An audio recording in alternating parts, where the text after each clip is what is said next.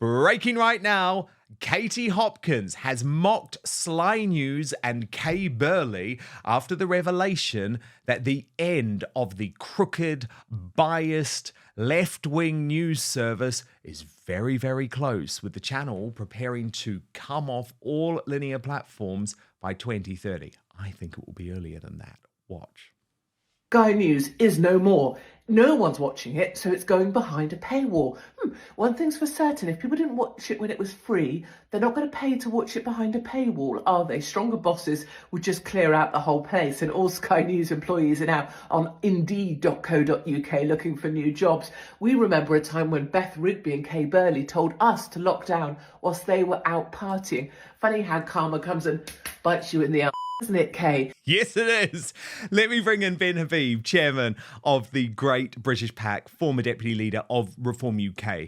Ben, I think Katie makes a very salient point there because Sly News, do you remember during the pandemic, would constantly, and actually it was Kay Burley and it was Beth Rigby that would do it, they would constantly go on press conferences, challenge politicians saying that they should be locking us down harder. At the same time, they were quaffing champagne, breaking all the rules late night in Soho. That was one of the salient moments. But I also think it was the Brexit referendum too, Ben. You'll remember this very clearly.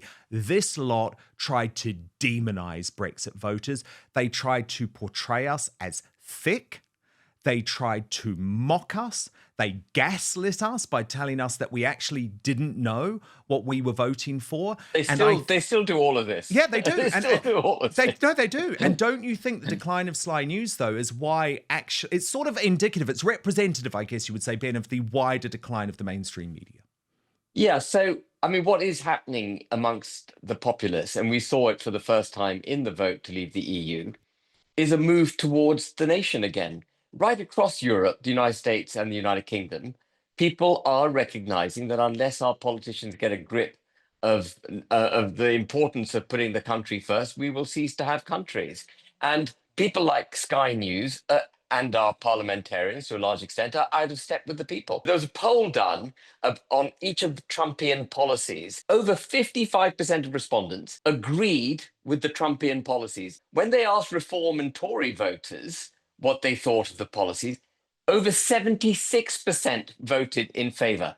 The mood of the nation, the mood of Western Europe and the United States, is not with Sky News. It's the other way. And it's not with the BBC. So they need to understand what's happening, recognise it, wake up, and similarly smell the coffee and pivot.